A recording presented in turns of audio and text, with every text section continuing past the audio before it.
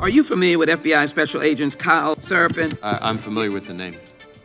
Is that yes? I'm familiar with the name. I'm familiar with the name. I'm familiar with the name. Joining me now is a frequent guest of the show, former FBI Special Agent, whistleblower as well, Kyle Seraphin. Let's bring in Kyle Seraphin. He's the FBI whistleblower who helped expose government censorship of our First Amendment rights. Now, we only have this memo because a recently suspended FBI agent called Kyle Seraphin brought it to the public, and we're grateful that he did. Kyle, thank you so much for joining us tonight. He's the host of something that strangely is called The Kyle Seraphin Show. Follow him on Twitter. I'm Sebastian Gorka. I'll call you later. We'll talk guns. We'll talk optics. Perfect, man. God bless you, brother. Thank you for standing up for the truth, man. Thank you for coming on. Thanks. Well, so Kyle, thank you so much for joining us. Great chatting with you. Kyle Seraphin, thank you. Kyle Seraphin, I can't thank you enough for speaking out. I knew you guys were out there, and I knew it was just a matter of time, but you got a lot of guts putting your face and your name to this. You're doing a service on behalf of the American people, and from the bottom of my cracked and broken heart sometimes, thank you very much.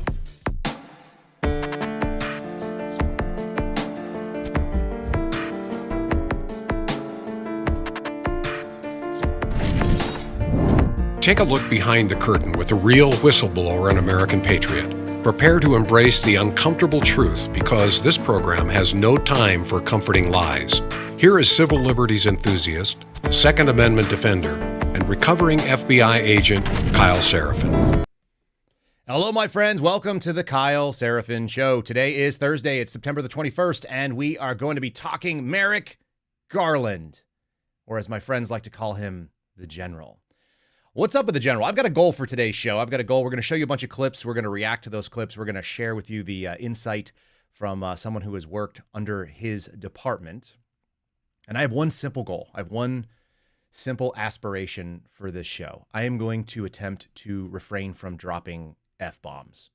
That's just it. It's simple. I was an enlisted guy. I worked in law enforcement. I worked in an ambulance. I worked in a hospital, in a high-volume ER when we had people coming in and things were stressed, and sometimes you say things. I'm going to attempt to control my desire to drop F-bombs when I see this guy because he is a sniveling weasel of a human being. And we're going to get into why it is so scary that this guy is the Attorney General, and it's not because he's the Attorney General. That's not the scariest thing to me. Not at all. All right, we're going to get into all of that. Then we're also going to talk a little bit about what's been going on in the rest of the country. And then I'm going to give you guys a little taste right now. This week has been somewhat wild. I was on the Drinking Bros podcast yesterday, drove down there out of Austin, Texas, so I got to go down and hang out with some pretty cool guys. They've got a really cool studio setup. It's like a metal building, and they've got multiple sound stages, and they've got all these cameras set up. And you get a little bit more of the unfiltered version of Kyle Seraphin on the Drinking Bros. They are not exactly ones that you need to self-censor around. So we talked about the FBI and a bunch of other stuff. So that's going to be airing in a week. That's going to be on next Wednesday, 1 week after yesterday. And then I'm going to be on Tim Pool's Culture War, and my buddy Garrett O'Boyle is going to be joining me. So we're flying out tonight to go to the D.C. area, which is my least favorite place in America. It's the worst place that I know of, but we're going to go out and we're going to go do that. And so you guys will see us on yet another venue, and you're going to get a sort of a longer take on Garrett O'Boyle. I want to play this video. We're going to start off with my friend Dinesh D'Souza, Dan Bongino, and the Police State trailer. We're promoting their movie. We want you guys to go out and check it out if you're interested in seeing a kind of a scary take on America. They have put together a very compelling piece, and I think you all will appreciate it. So we're going to go ahead and throw that on right now. You guys can enjoy that, and then we're going to get back and start doing some clips. So here is the Police State trailer.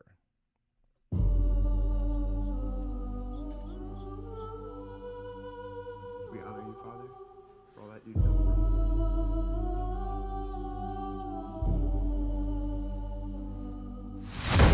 Chief Division Counsel and DOJ have approved a no-knock breach. We want the subject to be on display, doing the walk of shame, full visual impact. Any questions? Are we becoming a police state? Government told American citizens they couldn't go to church on Sunday. For the first time in my life, I'm saying to myself, am I going to get a knock at the door? FBI warrant, come to the door now! The Patriot Act and FISA were used against Donald Trump. These individuals have commissioned the biggest propaganda play in U.S. history. They don't go after the people that rigged the election. They go after the people that want to find out what the hell happened. We don't need to have a crime, what we need is a person to look at. And then we go find out what crime you did. FBI! Our focus is shifting. Our main priority as a bureau is going to be domestic terrorism. Really paints anybody who's right of center. If you're a pro-life, pro-family Catholic, they define you as radical. These are anti-government, We have freedom of religion and freedom of speech. violent extremists, and they must be dealt with. We can do anything we want.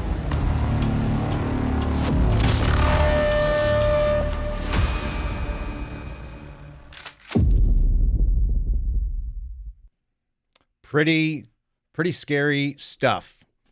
Pretty scary stuff, folks. That is not something that feels good to watch, but it is going to be insightful, I think. They've got a lot of really great interviews in there. Julie Kelly, you probably saw. There's Jim Jordan, Kash Patel. Sounds like they may have gotten Trump in there. I don't even know yet who they all got, but Dan Bongino does a pretty good chunk of it. And the story is compelling. So you can get tickets online at policestatefilm.net. Policestatefilm.net is where you can go find them. And they are doing showings all over the country in private theater sellout, sort of private screenings, October 25th and October 23rd and 25th. So let's start launching into this weasel of a human being. Let me just tell you right now why I think this guy's so scary. As you watch these clips, I don't want you to think about him as the attorney general. Those are politicians. Those are political appointments. That happens all the time. He was a federal judge, and his job was to be impartial. And you can just tell by the way he speaks that this guy is a progressive leftist. He is part of the problem in this country. Listen to when he says things like, the Justice Department exists to protect our democracy. That is code for I don't believe in the Constitution, because the Constitution does not lay out a democracy, not in any way, shape, or form. We don't have a democracy in the United States. We have a constitutional republic. There's a reason why we've covered things like the Federalist Papers here, because we have a federal republic that's supposed to be small. It is not a democracy. Democracy equals, every time you hear that, democracy equals tyranny of the majority. 50% plus one. That's what democracy means.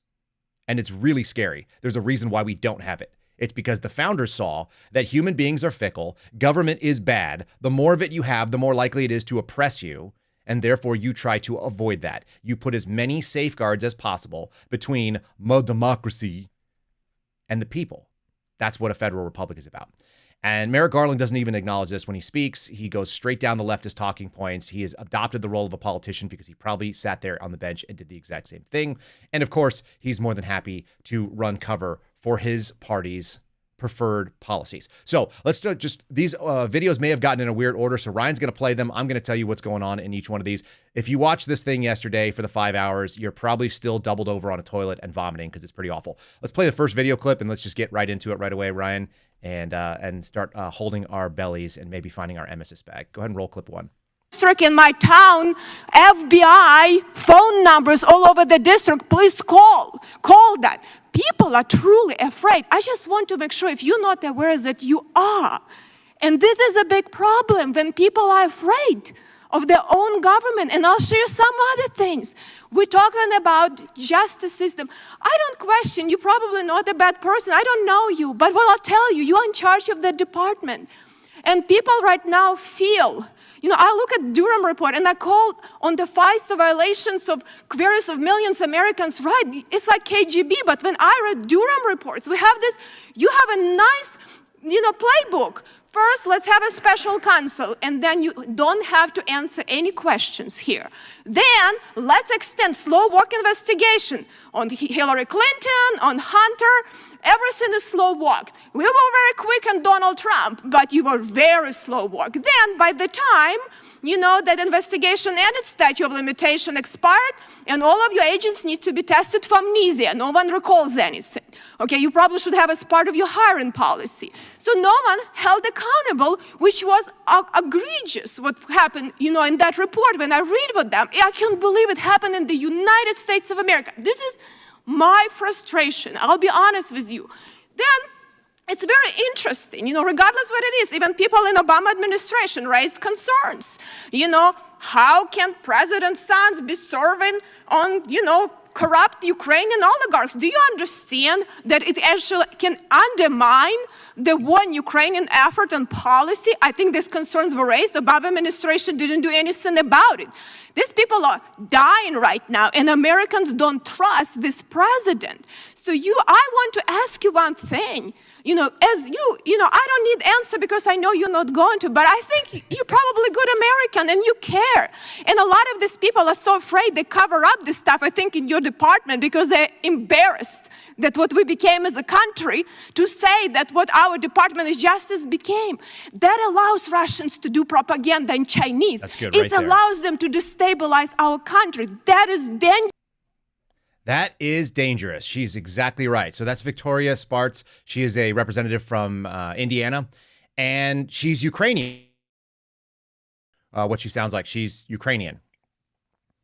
And she's upset, rightly so. The only thing that made me feel good about listening to that, and she's got kind of that shrill voice, which is kind of difficult to listen to. At least Garland had to hear it in person. He had to have that kind of hammered home on him.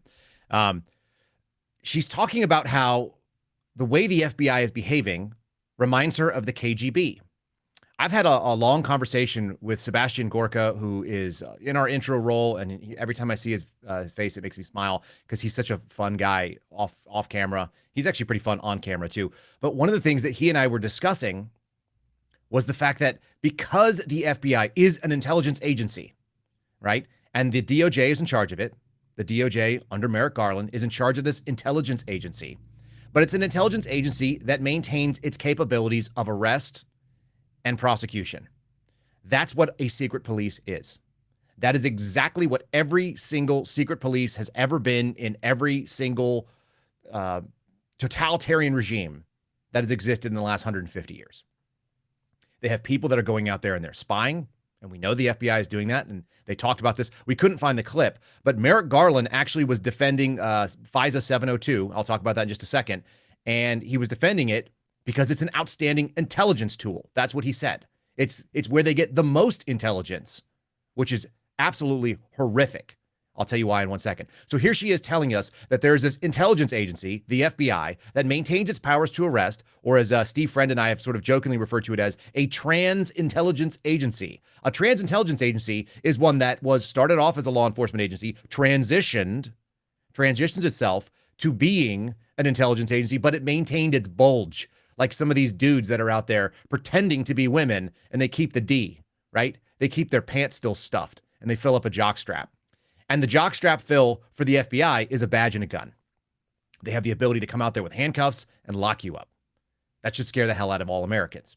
And the scariest thing for me was listening. And I was actually yelling at my steering wheel as I was driving because I was listening to Ryan Matta's stream yesterday of this particular hearing as I was driving down to go do the Drinking Bros podcast. And I am screaming at my windshield because he said, FISA 702 is the single largest source of information, of intelligence that we get in the FBI. FISA 702 is a special provision of the Foreign Intelligence Surveillance Act. And the Foreign Intelligence Surveillance Act, which many of you will know was weaponized against Donald Trump, it was used to spy on his political campaign and then continued to spy on his presidency through false hearings and false documentation, through lies. This is Peter Strzok's legacy. This is Lisa Page's legacy. This is Andy McCabe's legacy, it turns out. The number 2 at the FBI and the former acting director. He was the acting director when my daughter was born, my second daughter. Okay, so here we are with this tool. And the way that FISA works is when you have what's called a full FISA, this is a FISA warrant, the FBI gathers an enormous file. It's called the Woods file. It's every single fact that's ever been written about this person that you want to use to justify your position. And you go in front of a special court that meets in secret. It's called the FISC. They actually go into a skiffed vault. And the FISC is the Foreign Intelligence Surveillance Court. And you take this Woods file, which is a thick binder, and it documents every single thing, and every single fact that you assert has to be backed up with documentation. You'll say, I saw Ryan Matta driving down I-95 towards Richmond. I-95 is an American highway system that runs north and south on the east coast of the United States.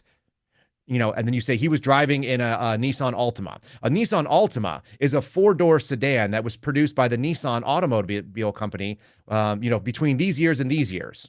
I mean, this is how detailed this thing has to be. You break down every single fact and you justify it. And if you don't, the attorneys over at DOJ and at the FBI's FISA unit will look back and they'll go, okay, we need more facts here. You need to footnote this thing. You need to document this. Everything must be documented. And the reason why is because when you request a FISA, you're the only person there.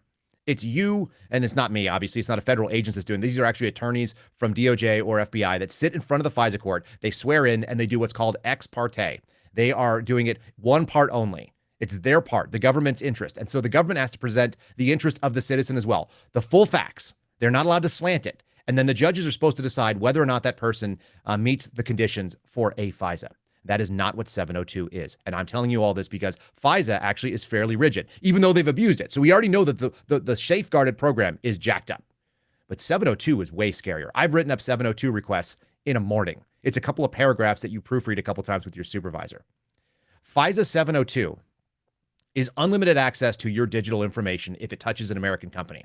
If you have a Yahoo email account, we can get it. If you have a Gmail, a Hotmail, if you have Skype, if you're using any non-encrypted digital communications, we can get access to it. And it's only designed for one group of people: foreign actors, people who are acting on behalf of foreign intelligence services that are based in a foreign nation. Chinese spy in China. Chinese business person working with the MSS in China. Russian oligarch who is recruited by the FSB. These are the people that we can get 702 coverage on. But here's the funny thing. Let's say that person is a business person, and a lot of them are, because they're what they're called co-optees. A co-optee is someone who works on behalf of a state actor, but is not necessarily an explicit state actor. When we have co-optees, they do business that is legit and some that is not legit. And if you happen to be doing part of the legit business, you are identified. The idea that Merrick Garland was defending this tool for use against smugglers moving fentanyl over our southern border is absolutely absurd. It is a bastardization. And he sat there with a straight face and defended FISA 702, saying this stuff has to be protected because it is our number one source of information, including a vital tool in protecting Americans from illegal fentanyl coming across the borders. They're using it for criminal cases that are known as transnational organized crime, TALK, and usually Western Hemisphere. So it's called TALK West cases. If they're using it that way, that is explicitly the opposite of what's supposed to be done. And the only reason why you would be doing it that way is because you want to identify Americans, people on this side, inside the United States that are using the smuggling routes. And that's called reverse targeting, and it is against the law. Everything about 702 is abusive. And George Hill has said it, and he had a lot more experience than I did. But for the 2 years that I saw raw FISA, I had a major problem with it. It's one of the reasons why I stopped working counterintelligence. It made me sick. And we're still doing it, and they're defending it, and Congress has the opportunity to defund it. And so far, we don't see them doing that. I want you guys to have that understanding. We have a very dishonest actor working inside the AG's office. And moreover, he used to be a federal judge. And if that's the way he ruled, that scares the shit out of me. I can't say it any other way. Sorry, I've been trying not to swear on this guy. All right, let's do video number 2. Let's see what we got on here. We're going to keep going. We're going to move forward through this stuff, folks, and we're going to see how hot under the collar this gets. Let's do video 2, Ryan. So he would stop looking into Burisma, where Hunter was on the board. Would you agree? All right, let's let the American people decide. Play the clip. Play the clip. I remember going over convincing our team, or others too, convincing us that we should be providing for loan guarantees. And I went over for, I guess, the 12th, 13th time to Kyiv, and I was supposed to announce that there was another $1 billion loan guarantee. And I had gotten a commitment from Poroshenko and from Pay attention, sir, Yatsenyuk that they would take action against the state prosecutor, and they didn't. So they said they were walking out to the press conference. I said, no, I said, I'm not going to, or we're not going to give you the $1 billion. They said, you have no authority. You're not the president. The president said. I said, call him. I said, I'm telling you, you're not getting the $1 billion. I said, you're not getting the $1 billion. I'm going to be leaving here. And I think it was, 6 hours? I said, I'm leaving in 6 hours. If the prosecutor's not fired, you're not getting the money. Oh, son of a bitch. Got fired. And they put in place someone who was solid. Mr. Attorney General, what you just saw there was Joe Biden in his arrogance and role as the vice president in this country saying if you don't fire Shokin, the United States isn't given the $1 billion loan. Why would Joe Biden say that as the vice president? Why would he say such a thing? Was it policy? Was it our policy at the time? Yes or no? It wasn't. I have documents here. Interagency Policy Committee dated October Point of information, 15, is the gentleman saying ever going to let the Shokin, I'm gentleman on my answer a question? time, pipe down. Saying Pipe Shokin down. had made significant reforms. Texas. Let's go. He's made significant reforms, Shokin did. Matter of fact, John Kerry says he was impressive.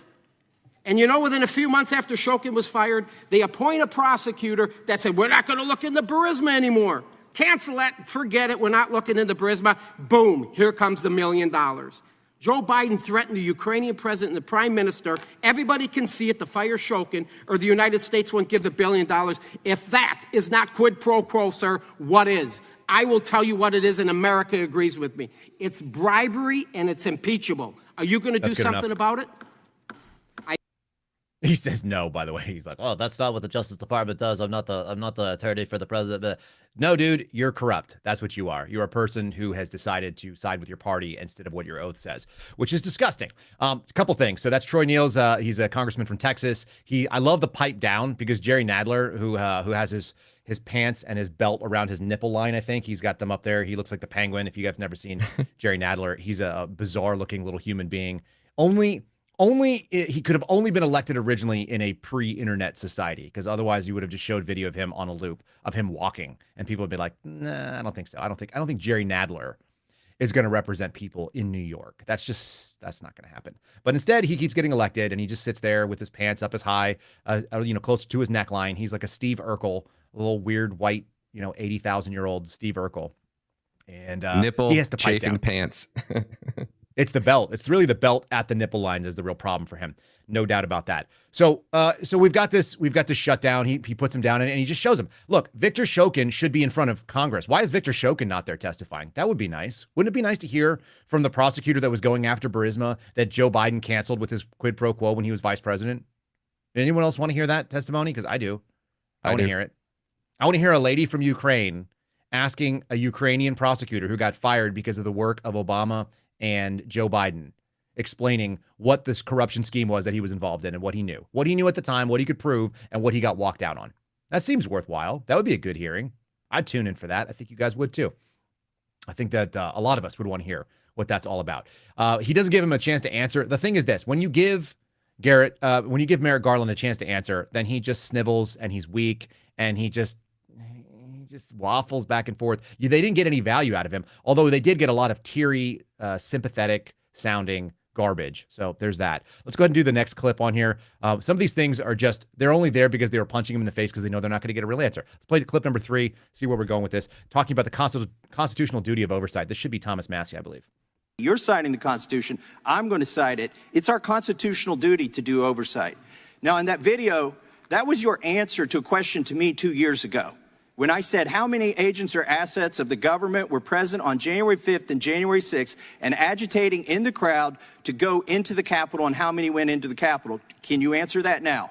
I don't know the answer to that question. Oh, last time, you don't know how many there were, or there were none? I don't know the answer to either of those questions. If there were any, I don't know how many. I don't know whether there are any. I think you may have just perjured yourself that you don't know that there were any. You want to say that again, that you don't know that there were any? I have no personal knowledge of this matter. I think what I said the last time. You've had 2 years to find out.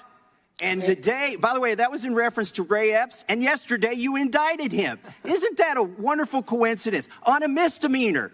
Meanwhile, you're sending grandmas to prison. You're putting people away for 20 years for merely filming. Some people weren't even there yet. You got the guy on video who's saying go into the Capitol. He's directing people to the Capitol before the speech ends. He's at the site of the first breach. You've got all the goods on him, 10 videos, and it's an indictment for a misdemeanor? The American public isn't buying it. I yield the balance of my time to Chairman Jordan. That's good right there. The question. No, nobody wants to I'm hear going what to your ask answer is one now. because you're allowed.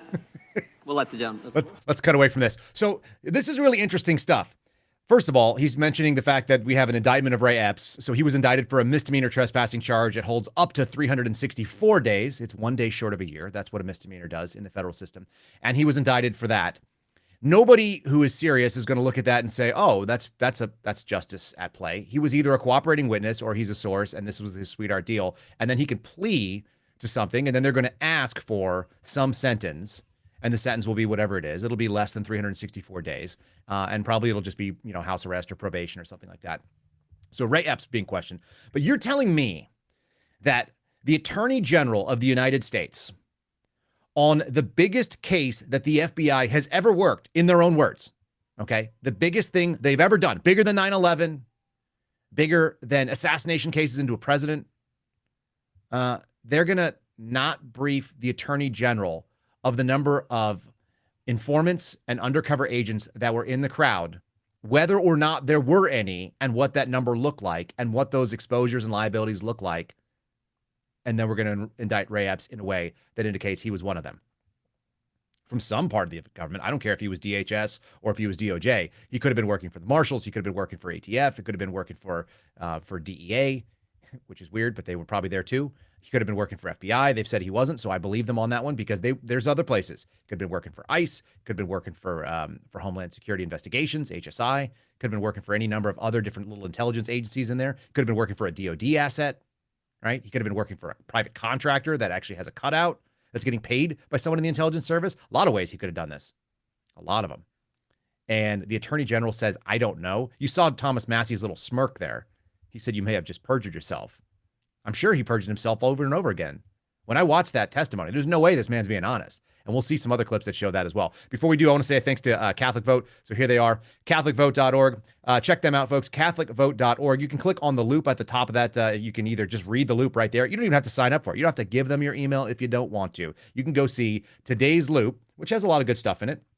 Talks about the Attorney General pleading ignorance. We're going to talk about how he understood nothing about how the Richmond field office was going after Catholics in that area in Virginia. Talks about a convicted pro-lifer speaking out about how wrong it is going after the FACE Act. We actually just got a comment about that in our 5-star reviews on Apple.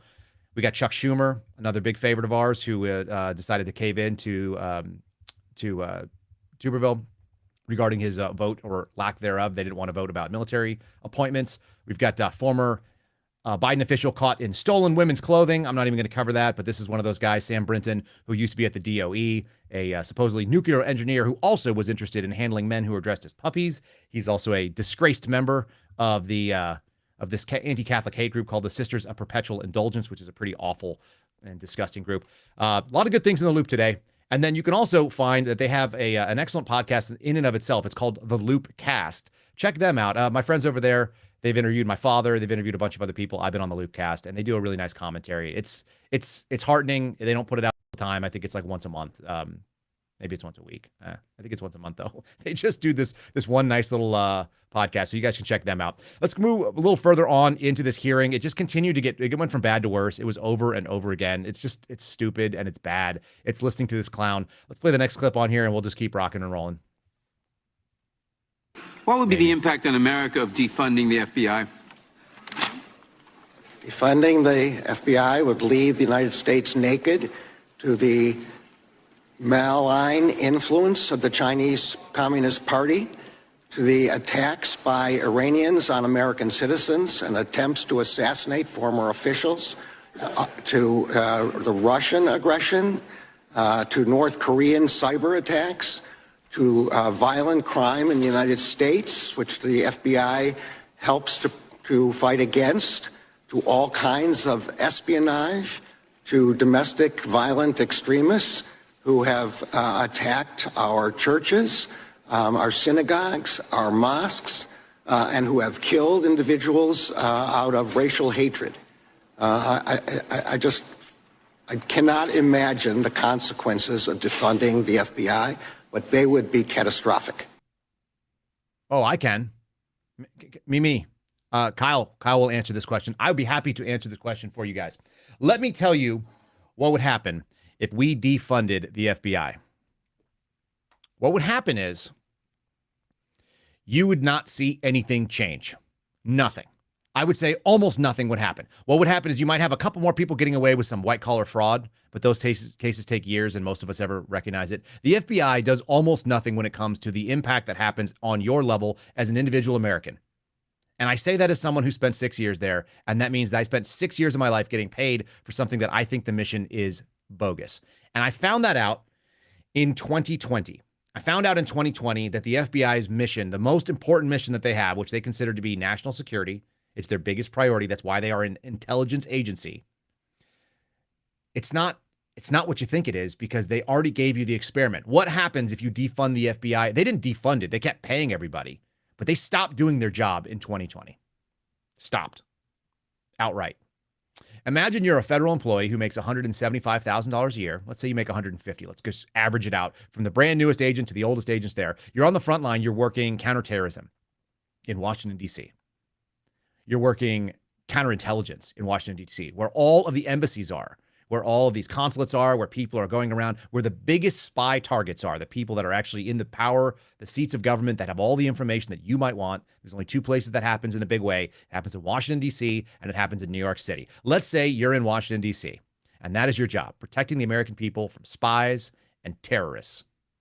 And your management comes in and says, you know what? You're really important to us. We love you a lot. We're so scared of the flu. We're so scared of this COVID, which kills people that are over 65, and none of you are over 65, but we're so scared of this thing that we are going to make sure that you are safe. And we only want you to work 30 minutes 2 times a week. Your work week has gone from 50 hours required. That's what FBI agents are required to put in. You're required to bill 8 hours plus 2. It's called the 8 hours of standard employment plus 2 hours of what we call AVP, or availability pay. 2 hours on top of the normal 8-hour workday. That doesn't include your lunch. You're supposed to be at the office doing office work or running around in the field, recruiting sources and talking to people and investigating and getting data. All that stuff's supposed to happen for close to 11 hours a day. We're going to go ahead and drop that. And it's going to be 1 hour per week. How many of you would like to make $150,000 a year for 1 hour a week? 1 hour work. Does that sound good? Is that a good deal? Anyone want to sign up for the FBI and do that job? Because that's what they did for 2020, starting in March when they did the lockdowns in DC, all the way through parts of 2021. It was ongoing when I left the office in April of 2021. They got a full year of working 1 hour a week. You know how many terrorist attacks happened during that time in Washington, D.C.? Do you know how many spies or traitors ran off with everything? Probably all the ones that were already doing it, because they don't get caught very often. It's just not that much of it. And the ones that do are actually doing it in a legal way. There's nothing they can do about it other than report and know about things. As my old boss used to say, we'll know things and then we'll know more things. It's like, cool. Is there any kinetic action? We're not going to arrest anybody. We just want to know about it. We're going to watch the American people get robbed blind of all of our technologies and send it over to China in technology transfer programs. Counterproliferation is a complete failure. So we're going to do that. So 1 hour a week and $150,000 a year on average. We're all okay. I didn't see the White House burn. I didn't see anything else happen. You know, we did see the biggest insurrection that's ever happened. If you go and ask the FBI, you think it was because they had people working 1 hour a week? That could have been it. Maybe January 6th was a failure because the FBI wasn't actually at work. Defund them anyway. Who cares? Because the biggest failure was a bunch of guys running in and attacking cops with flagpoles. So there's that. Flagpoles, super dangerous. The most armed populace on the planet decided to take over their government with a stick of wood, you know, and like one guy had a revolver, a 5-shot revolver. It's pretty scary stuff. I've got more than that on my desk right here in an ornamental fashion.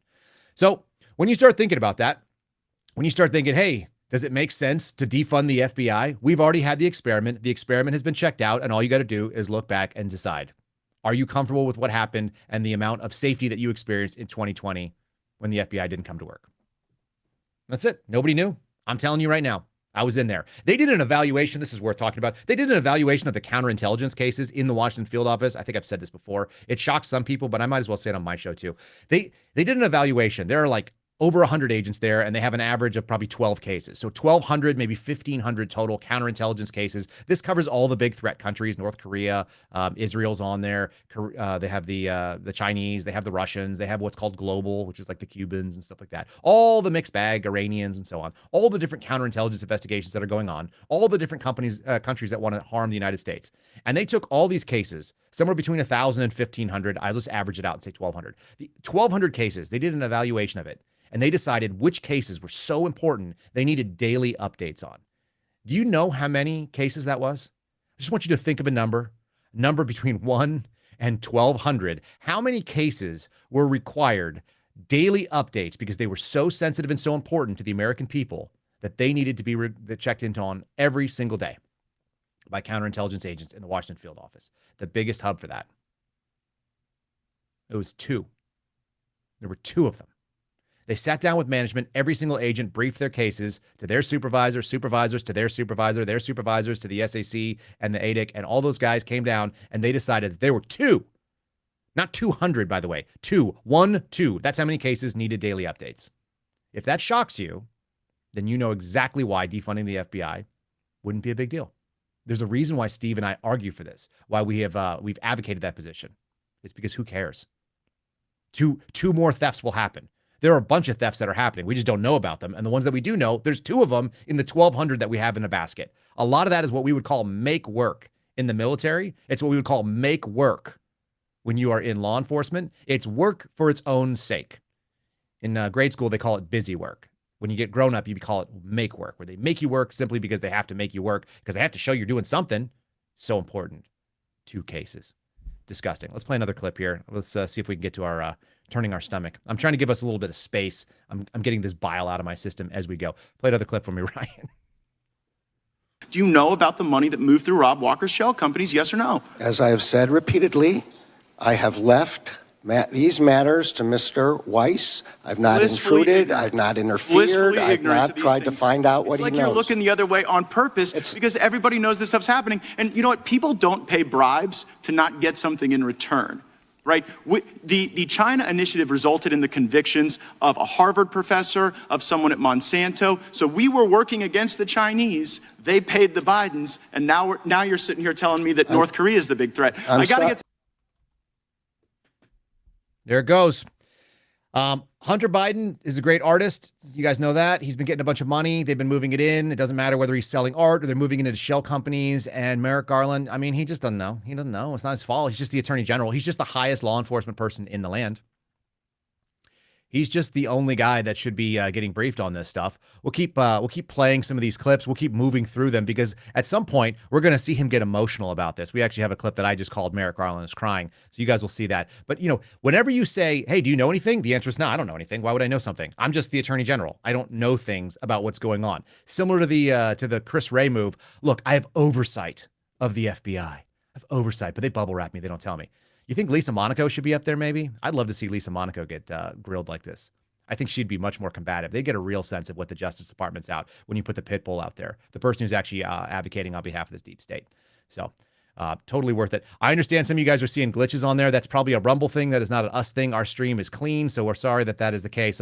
While you're sitting there, though, as you like what you're hearing, as you guys are enjoying this, please feel free to share it on your social media because we share it on ours. And then on top of it, give me a like if you would. Scroll on down to where that thumbs up is. Make sure it turns green. We appreciate you guys doing that on Rumble. It does move us up a little bit and gives people an understanding of what they're seeing. Puts us into the live rankings as we are giving this to you live. Let's play another clip. Let's move forward. Matt Gaetz obviously doing yeoman's work there. We do appreciate a Matt Gaetz, the Florida man himself, giving it to the attorney general. And it turns out only the Republicans are interested in oversight on this committee. Everybody else on the Democrat side, they're just covering for him. I actually heard Sheila Jackson Lee do a really good one, but I didn't want to play the clip because it made me puke in my mouth a little bit. And when you do that, then I have to swallow it. You guys have to watch it. That's not a good thing to see. Let's do another clip of Merrick Garland saying things that don't matter in 5 hours of kabuki theater that we had yesterday. You got it, Kyle. And if anybody's having glitching issues, if you guys just close the app or close your browser and reopen it again, a lot of times it'll fix it over here on Rumble. Attorney General, through the chair, I ask you, do you agree that traditional Catholics are violent extremists? I have no idea what the traditional means here. The idea. Let me just that go to church. May I answer your question? Yes the or no? idea that someone with my family background would discriminate against any religion is so outrageous, so absurd. Mr. Attorney General, it was your FBI that did this. It was your FBI that was sending, and we have the memos, we have the emails, we're sending undercover agents into Catholic churches. Both I and the director of the FBI have said that we were appalled. Have said that we were appalled by that memo. So then you agree that they're not extremists? We were appalled by that memo. Are they extremists or not, Attorney General? I think that... Are they extremists or not, Attorney General? Everything in that memo is Are they appalling. extremists or not? I'm asking a simple question. Say no if you think that was wrong. Catholics are not extremists. No. God, he almost cried. He almost cried. Guys, did you see how upset he was? What you didn't see, and we didn't play this because it's nauseating, he did an opening statement where he decided to touch back, and he had exactly that face. Do you notice how he gets onto the alligator tears or the crocodile tears right away? He gets right there. He started this off with his opening statement, and his opening statement harkened back to how much he owed this country. He owed his country so much because his grandmother came to the United States from Belarus, and she was one of 5 children, per his opening statement. I don't know this to be true, but I'm sure it is. And he said that she was one of 5 children, and her and 2 others made it to the United States. 2 were killed in the Holocaust. And he was weepy. Now, don't get me wrong. The Holocaust is awful. And the idea that we had a governmental organization anywhere that went out there to systematically eliminate and genocide a people is horrific. But he's talking about people that he never met. He's talking about people that he never knew, and he's going to get weepy-eyed and crying. He's a grown man in what, his 60s? I don't know. How old? Maybe you can look up and see how old Garland is for me, Ryan. You got a guy there who is getting weepy and teary-eyed about something that happened so long ago that he may not have even been born. No, he wasn't born, was he? Because his grandparents. It's like, it's the stupidest thing I've ever seen. It's just playing on emotions, and it's fake. Because this guy is fake. He's a fake. He's a fraud. And you can see it. He got weepy about the Catholic thing. He's 86 years old. So, yeah. Holy cow. He's actually older than Biden, and he holds it together way better. That's worth noting. Right? He doesn't They wanted look to put him on the 86. Supreme Court. No. Is that right? That's what it's saying over here. I'm going to check again. Yeah, I'll keep looking on that. That's crazy. If he's 86 years old, he's actually holding it together. No wonder his voice sounds like it's falling apart. He's been using it for 100 years. 100 years of using that voice, and he's gotten to the point where he's weeping. I'm just disgusted by seeing him cry about it. It's so bizarre. He got crying about it. Like I said, they're crocodile tears. It's just trying to get sympathy. And these guys had no problem approving this stuff. I'm sure he didn't know that they were going after Catholics specifically, but he's been enforcing the FACE Act in one way, which is going after pro-life protesters. And that's his DOJ. That's a priority of his DOJ that's got marched out to the field offices of the FBI. So the investigations are being done. And on the other hand, here's the other hand of it. How many people from Jane's Revenge have been arrested for burning 71. down? 71 have? No, he's 71. He's 71. He was born in 1952, November 1952. He's still not a young man. And he's got, he's got 7 decades of life experience. He's going to get weepy over someone that he's never met. It's just bizarre. It's totally bizarre to me. End of the day, he's not enforcing things equally. He's going to be teary-eyed about one thing and not the other. I mean, the guy doesn't care. It's an act, and he's not a good actor, and we can see it. Let's play another clip. It's just gross to see this kind of stuff, and it's gross for him to try to duck out of the criticism that he's getting, legitimate criticism about something that yours truly exposed in some of the work that we've been doing here. So over and over again, there's multiple times that they've had Chris Wray and Merrick Garland on the stand, and they are talking about things that I personally have exposed, whether it be the Catholics, whether it be going after parents at school boards, which we have that clip coming up as well. All this stuff got done because people like me and Steve Friend stepped up and said, no. You guys are liars. You guys are scum, and we are going to expose it. And then they just hide behind mealy-mouthed words and fake tears. It's disgusting to me. It's the reason why I'm holding back from the swearing part of it, because it's such a betrayal of what the agencies could be. Let's play the next clip. I guess I'm just wondering, Mr. Attorney General, has anyone at the department told President Biden to knock it off with Hunter? I mean, you guys are charging Hunter Biden on some crimes, investigating him on others. You've got the president bringing Hunter Biden around to state dinners. Has anyone told him to knock it off? Our job in the Justice Department is to pursue our cases without reference to what's happening in the outside world. Just yes or no. Have you done that? That is what we do. So it's a no? No one that I know of has spoken to the White House about the Hunter Biden case. I'm wondering then. Of course not. Okay, I got it. So Hunter Biden is selling art to pay for his $15,000 a month rent in Malibu. How can you guarantee that the people buying that art aren't doing so to gain favor with the president? The job of the Justice Department is to investigate criminal allegations. You have information. Are you investigating this? I mean, someone who bought Hunter Biden's art ended up with a prestigious appointment to a federal position. Doesn't it look weird that he's become this immediate success in the art world as his dad is president of the United States? Isn't that odd? I'm not going to comment about any specific. Not going to comment, not going to investigate. So Hunter Biden associate Devin Archer told us that Hunter sold the appearance of access to then Vice President Biden. Are you confident he has stopped doing that? I'm sorry, I didn't understand the question. Hunter Biden associate Devin Archer told us that Hunter sold the appearance of access to then Vice President Biden. Are you confident he has stopped? I'm going to say again that all these matters are within the purview of Mr. Weiss. I have not interfered with them, and I do not. But if you were confident that he had stopped, you could. And I do not intend to interfere with him. That's good right there. So look at this. You got Matt Gaetz again holding his feet to the fire, and the man said that nobody from his office and no one he knows has ever communicated with the White House about this stuff. Is there any chance that a reasonable human being in the American public believes that that's true? Do any of you think that man didn't just lie right there with a plain face? He's the Attorney General. He works directly for the president. The president's son is under investigation. And you think that there's never been a conversation about that? Is that even possible? Is that even remotely possible? No freaking way. I had a point of order thrown out to me in the chat. I have not mentioned Garrett O'Boyle's outstanding contributions to exposing the wrongdoing. Let me just say very specifically, Garrett O'Boyle brought forward the concrete evidence of the allegations that I brought forward. I said that the Attorney General had previously indicated he was not going to use counterterrorism resources, Patriot Act tools, on parents at school board meetings, and I produced the memo to say that. That was my allegation of perjury. Garrett came forward and showed that, in fact, that was happening and showed all the investigations to Congress. He brought them the names of the people that were being investigated and the case files that were going on.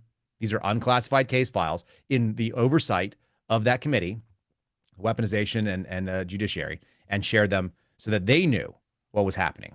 So Garrett O'Boyle also acknowledge. Sorry, buddy. I saw you in the chat there. That you should normally say a point of order. That's how we do it when we do these hearings. A point of order has been stipulated. The point of order has been acquiesced to in this case.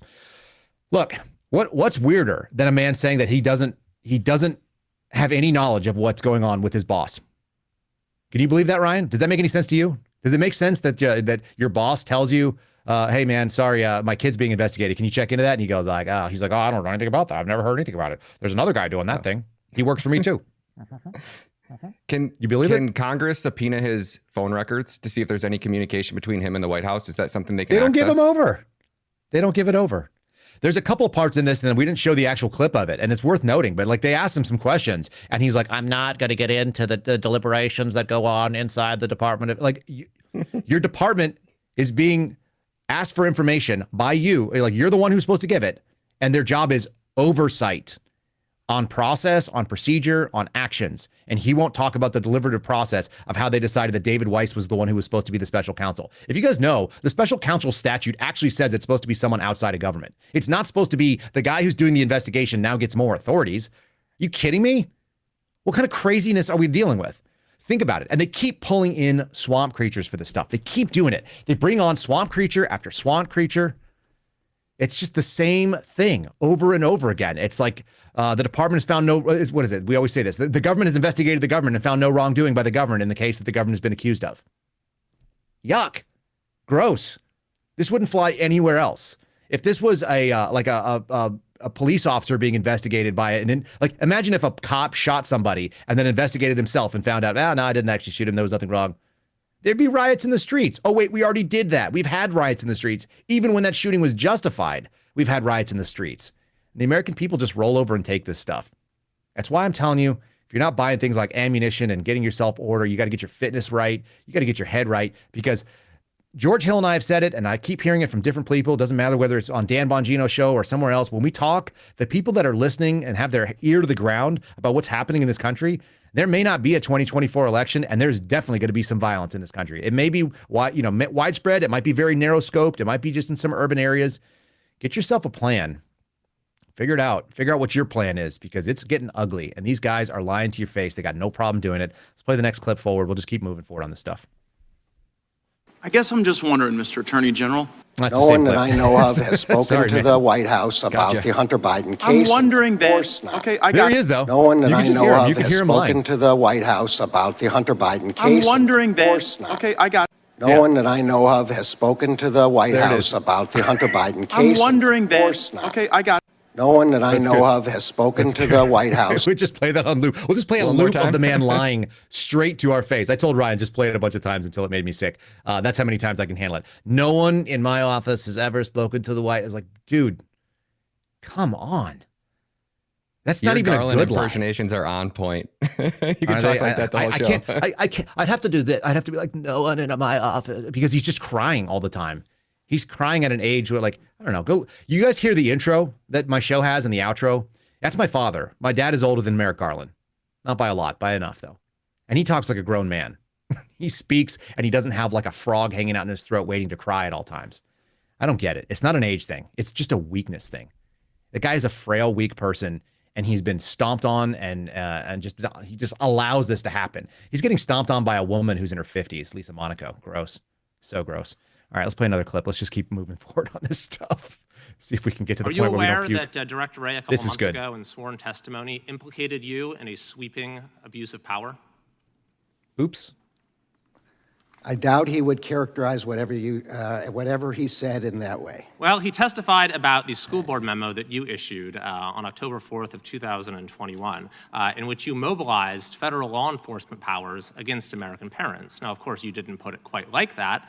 Instead, you found a pretext, which is stated right here in the first line of the memo. In recent months, there has been a disturbing spike in harassment, intimidation, and threats of violence against school administrators, board members, teachers, and staff. What was your basis for making that claim? I will say again, as I've testified numerous times in response to exactly the same question, that I saw numerous reports in the press of violence and threats. You saw reports in the press, and so you decided to instigate a nationwide law enforcement initiative? If I may be permitted to answer the question. Please. No, you're going to just lie. Numerous reports in the media of violence and threats of violence against school personnel of all kinds. Did you consult with the FBI director? We received a letter from the National Association of School Boards reporting. Yes, that letter contained anecdotes. It didn't contain data of an increase. Did you, yes or no, consult with the FBI director before issuing the memo? I don't believe I spoke with the FBI director, no. Why not? Why wouldn't you consult with the FBI director? Because the purpose of the memo, as is very clear from the memo, is to ask the FBI to assess the situation, to hold meetings, and to determine whether this was... Mr. Attorney General, you started with a conclusion that there was an increase in threats. Now, if you had bothered to consult with the FBI director, here's what he would have said. This is from his sworn testimony, that he was not aware of any such evidence. So my question to you, sir, sitting here today, is can you substantiate your claim that there was an increase? Of course, there will always be sporadic criminal activity in all quarters of society, but your claim was there was an increase. Can you substantiate that sitting here today? I can substantiate that by the reports in the press of violence and threats of violence and by the letters sent by representatives of thousands. That's a no. You're giving us anecdotes. I'm asking you if you have That's data. good right there. You also said in your memo that this is really, really good questioning. So I had to look it up. This is Kevin Kiley. He's a representative from California. And what I'm seeing is that he went to Yale Law School. He was a Loyola Marymount student in 2009, which means I think he was there when my brother was there, and he also went to Harvard. So smart guy, clearly asking very poignant questions, and he's getting down to the root of the matter, which is that you launched a nationwide inquiry into parents at school board meetings. You launched a series of requirements and had people like Steve Friend sitting in the parking lot taking down license plates of parents that attended school board meetings simply because of anecdotes by a lobbyist group that represents a sort of corrupt interest. This is the National Association of School Boards, which was lobbying the White House to call parents domestic terrorists. And he didn't consult with whether or not there was any statistical backing. And he correctly points out, you took anecdotes from a political action group, and then you did their bidding. You want to know what weaponization looks like in America? It looks like a advocacy group that is required to lobby on behalf of their interest and their membership. They have direct access to the White House and the Attorney General, and it results in actions by a subservient and politically active FBI. That's what weaponization is. That's what we've been arguing since the beginning. That's what got me thrown out of the FBI in October of 2021. I brought this forward in October 21, and by November 23rd, I was told, do not come back into the office. And it was a twofold thing. Number one was I said I wasn't going to swab my nose for COVID every 72 hours because that seemed like political subservience, and I don't do theater. People ask me, hey, how come you're not testing for COVID? Well, I'm not an actor. So I'm not going to pretend to do something that makes sense. I'm a paramedic with a top secret clearance, and I know when I'm sick and when I'm not sick. And I'm not going to test for a disease I have no symptoms of. That's absurd. For those of you that took tests that often, get your noses checked by an ENT pretty regularly. You got exposed to ethylene oxide at a very high level that has never been tested before in human beings on a mucosal membrane. That was immediately a problem to me. It's something I brought up with Steven Stambolia when we had our first conversation in October. Like, hey, this is scary stuff. Why would they ask you to do this? It's not good. And the second thing is I got kicked out of the office because I brought forward this memo to Congress. And it went forward, and what was it? It was a political action wing asking for something very specific, and they got it. Imagine writing a letter to the Attorney General with like your personal feelings and then them launching a nationwide policy. It's crazy. It's fully crazy. It makes zero sense whatsoever.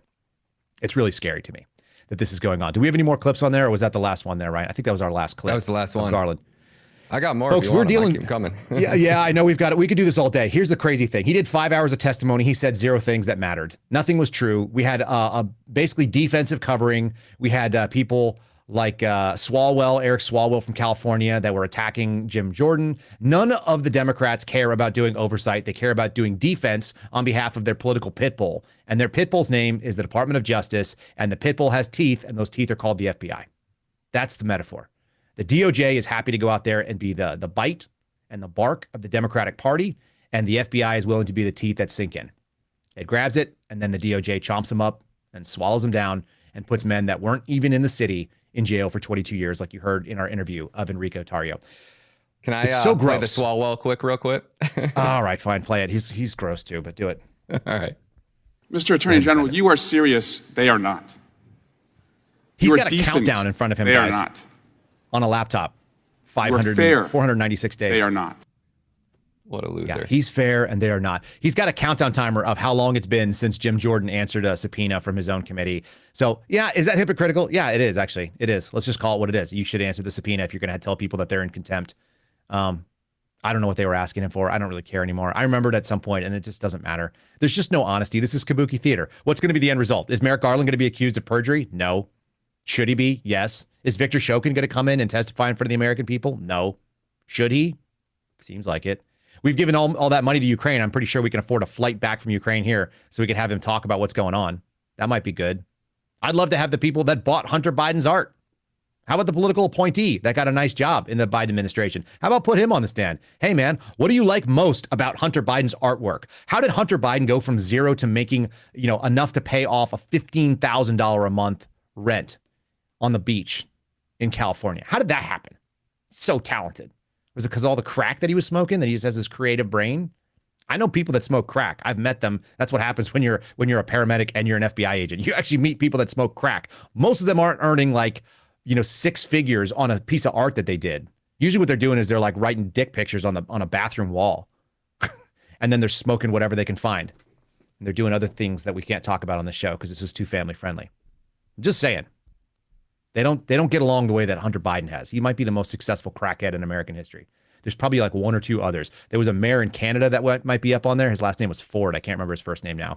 And there was Marion Barry, the mayor of DC, might be the three most successful men. We should have a crackhead T-shirt, like smoke crack, rule the world, something like that. All right, that's going to do it for today. I think we're going to wrap it up here. We're going to say thanks before we leave to our friends over at Patriot Coolers. Patriot Coolers. We're showing their day coolers today. I've got the backpack. It's fantastic. It's really useful if you want a thermal barrier between anything you're carrying. You can keep your lunch hot or cold. You can keep things from melting if you live in the Texas heat. It's still almost 100 degrees outside for me, so we've been using this to move things around for the kids when we're going places. Keep their water bottles in there. It's got little handy pouches. Actually, it's got so many pouches that you can lose things in there and not find them. I've lost granola bars and went looking and found them weeks later. Great stuff. Check out their day coolers. These are great things for moving lunch around. And if you want to be a guy who's got a room for some of your non-required cooling, you got to kick your work stuff in. You can even fit a tablet in that open pocket. Pretty good stuff. Check that out. Easy access. Promo code Kyle, 10% off. KYLE gets you 10% off. 10% off with promo code Kyle. Should we say it one more time? KYLE, 10% off at patriotcoolers.com. They are our friends. They're great people out of Houston, Texas. Check them out. I think you guys can appreciate all that. Let's do a big thank you to all of you. We've crossed over the barrier of 13,000 viewers, so We have over 13,000 of you that have subscribed to the channel. You guys can always follow the channel. That's the way Rumble calls it. That's a follower, is if you are watching the channel and you get notifications. If you want to subscribe to the channel, there's 25 or so of you that want to put $5 a month in front of it. It's a cup of coffee at Starbucks with 2,000 calories worth of sugar. Or you can watch the Kyle Seraphin Show and know that you're supporting us. We do appreciate that. We're not saying you should. We're just saying if you want to, you can click the little button that says subscribe, and we really do appreciate it. Make sure you've hit the like button, and make sure that my buddy Eric Jason over there in the chat is not having a conniption fit. He's already put a Rumble rant on it. He's out there supporting our channel every day. Really appreciate him doing the moderation in the chat. A great dude. And all of you, we're really thankful for you. We're just shy of that 700 mark on the Apple reviews. I think we're 4 away. You guys came through with another 6 or 7 of them since the last show. So thanks so much for giving those. If you want to leave us a 5-star review, the show notes will give you the click through. You can hop right through there. I have heard that Apple is skipping and doing weird things on the app. I tried to find that out yesterday. I didn't have that experience, but it doesn't mean you guys are not. We are looking for a new stream host. So we might be moving off Podbean and moving to something like Spotify. It might be more financially sound for us, but it also might give us a better product to use. So that's what our real goal is. If you're listening to the audio show and you have issues, leave me a 5-star review telling me that there's a problem, and we will work on that for you. You can always leave the comment in the Rumble chat as well. Today's 5-star review comes from Sweet Sherry. What a nice name, Sweet Sherry. And this is a short and sweet one as well. Just says, thank you, 5 stars. So refreshing to hear an honest voice. Keep up the good work. We will do it. We will indeed, Sherry. We'll keep up the good work because we're just funded for you. All the people that are advertising with us, we pick them by hand. I've had to turn away sponsors that don't make sense to me, and nobody's telling us what we can or can't say, so we just bring it to you the way we think about it. It's the way I think it. That's the way I'm setting it today. I kept the swearing to a minimum, so I hope that worked out for you guys at work. Really do appreciate all of you. Follow Ryan Matta at Ryan Matta Media, M-A-T-T-A. You can find him on LFA TV at 2 p.m. on LFA TV. He streams on Rumble, and by all means, make sure you bookmark this. We will see you guys again. Tomorrow is going to be Friendly Friday. It's going to be Steve Friend doing it solo. I am flying to the D.C. area, so look forward to a solo Friendly Friday. I told him he can take the keys to the boat. I'm going to be riding on somebody's yacht because we're going to go do Tim Pool's show. Kind of a weird time, but I hope you guys do enjoy that. See him tomorrow for Friendly Friday. Thanks for listening to The Kyle Seraphin Show, streamed live weekdays on rumble.com/Kyle Seraphin. Follow Kyle on Twitter, Truth Social, and Instagram at Kyle Seraphin.